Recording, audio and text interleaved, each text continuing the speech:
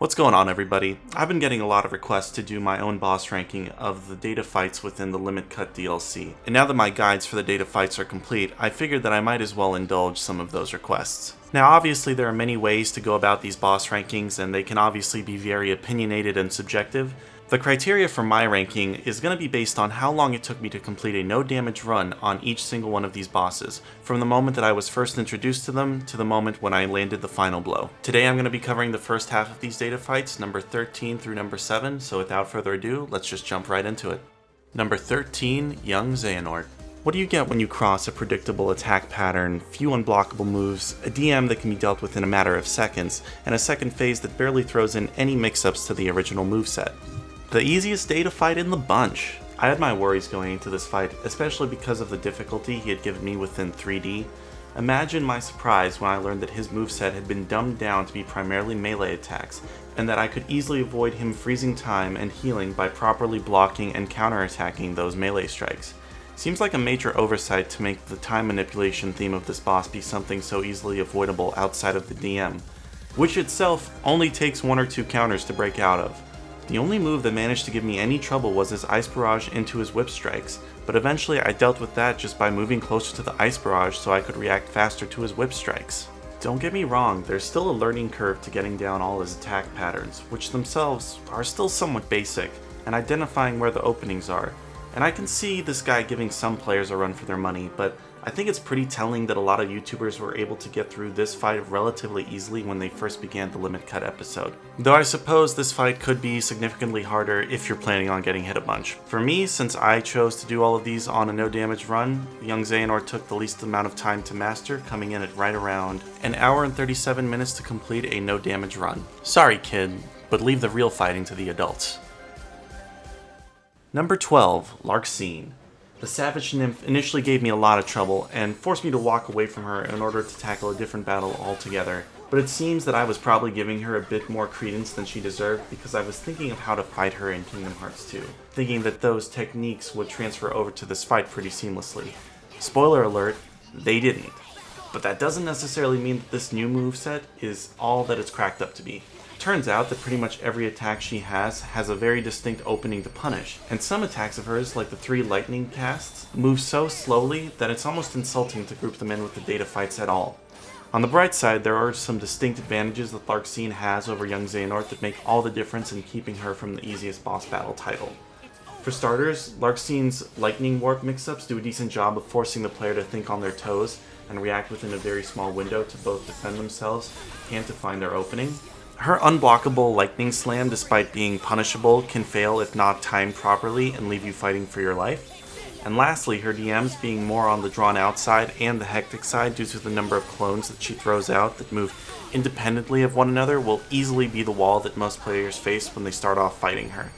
But despite all these difficulties, Larxene just suffers a bit from being a little too predictable and easy to react to once you learn how to deal with each move. Looks like I'm no longer afraid of strong and aggressive females. Time to no damage, 2 hours, 10 minutes. Number 11, Luxord. So this was actually one of 2 fights that I initially did not complete a no damage run on. And going back to that guide now, it turns out that I missed more than a couple potential openings to trivialize this boss even further. Luxord's entire gimmick revolves around 2 games and 3 basic moves, which for a moveset outside of his DM is laughably low.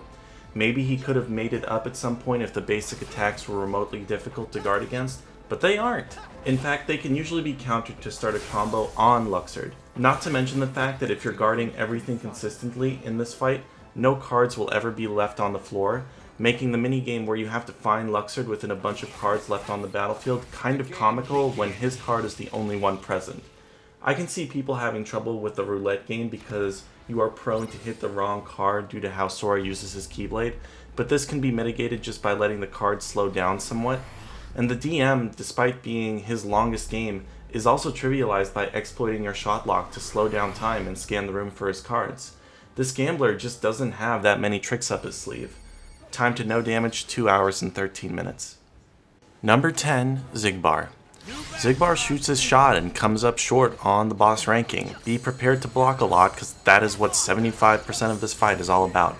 When I initially started this fight, I felt extremely overwhelmed because it felt like I simply didn't have enough time to recover from defending to find any potential openings.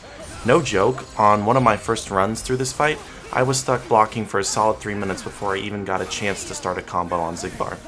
So obviously this fight is rough when you don't know what your openings are and when you don't utilize air step, but what happens when you do? Well, suddenly you're the one controlling the pace of the battle. This is helped along by the showdown reaction command that can let you skip certain movesets altogether and go right into an easy to win minigame that deals some pretty hefty damage. Outside of that, his DM is decently difficult to get through, but it's mostly about running in a counterclockwise motion. He has a second phase move that sees him shooting unblockable projectiles on top of 3 ricocheting projectiles that will definitely cause you some trouble. That is unless you air step to him and start your own combo on him before he can even start the move. And his cone-like shower of arrows might be a bit more intimidating if it were unblockable. When it comes down to it, Ziggy's aim just isn't so true. Time to no damage, 2 hours, 34 minutes. Number 9, Terra-Xehanort. We're starting to get to the point where difficulty begins ramping up. What Terra-Xehanort lacks in a DM that is somewhat easy to get through, he makes up for it in his standard movesets and mix-ups. The hardest of these being the Kingdom Hearts 3 version of Ars Solum, where depending on the phase of the fight you are in, can have multiple or nearly all of its slashes be unblockable. And it comes out fast, way faster than it did in Birth by Sleep. You'd be forgiven for being caught off guard. Besides that, Terra-Xehanort's mix-ups don't leave you very much time to react at all. Predicting incoming moves plays a huge role in this fight, which is not exactly the easiest thing to do since Terra-Xehanort doesn't seem to follow an explicit pattern. His dash attack, for reference, comes in fast, and in the second phase goes right into Ars Solum without very much warning. You may have half a second to jump up in the air and block it for an opening, or risk getting hit. The DM, as I mentioned, isn't too bad at all, and can be managed by simply positioning yourself where the spiraling light isn't, and moving in a counterclockwise motion. Terra-Xehanort marks the first difficulty spike in my runs, coming in at 3 hours and 21 minutes to no damage. Number 8, Marluxia. Series favorite Marluxia comes in around the middle of the pack with a fun and yet still challenging data fight. Not only does Marluxia have an expansive arsenal of moves to work with, but each one is complex, either because it mixes in unblockable strikes with blockable ones, or because they hold a special characteristic altogether. For example, Marley can summon rose petals to fire at you and will simultaneously start striking at you with blockable and unblockable slashes that require precise timing to dodge. Or what about the move where he tries to pull you in with a Scythe Whirlwind before striking at you again, only to immediately try to pull you into the Scythe Whirlwind again, and then jump into the sky and come down in a burst of petals, only to also imbue himself with armor while doing so. Almost every one of Marluxia's moves are like this, and require unique and careful approaches to deal with. Some moves are a bust though. That armor aura I mentioned can immediately be dispelled with a fireball, which kinda defeats the purpose of even including it within the moveset. The Doom mechanic is back again, though this time it acts as 2 unique DMs. The key to the first one is to fight the battle at the edge of the arena and whittle down the armor fast. The second DM is actually a bit easier due to it being a rhythmic exercise in dodging. All that being said, this is one of the more fun fights in my opinion, and fitting for a character that is still cloaked in mystery. Time to no damage, 3 hours and 30 minutes. Number 7, Saïx. You know, I've seen a lot of people consider Saïx to be one of the more difficult fights within the Limit Cut episode, but I honestly don't feel comfortable putting him higher than right in the middle of the pack. I totally understand that he hits like a truck and just looks fierce as hell, especially when he's charged up, but Saïx telegraphs his moves a little too much for me to be consistently worried throughout the fight. Throw in the fact that he follows a very distinct pattern with his movesets, and this boss just kinda manages to lose some of his punch, even if his attacks manage to take up almost the entire arena. Even with those critiques, Saïx still remains an extremely dangerous opponent. You do not want to get hit by the Thrown Claymore at any point in this fight, or else it's game over due to the stun status effect it inflicts. Don't think that distance will keep you safe from this guy either, as he's likely to close any in an instant or just blow up the entire arena with his shockwaves.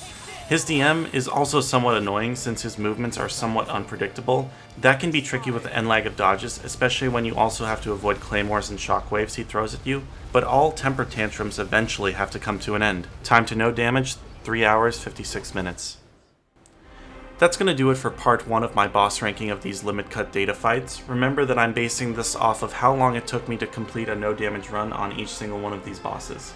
Stay tuned for part 2 of this ranking in the next couple days where I cover the hardest fights within the Limit Cut episode. Feel free to comment below if you agree or disagree with where I place some of these bosses within their ranking. Until then, as always, if you like the video, please consider leaving a like and subscribing. I'll catch you guys in the next one. Take care.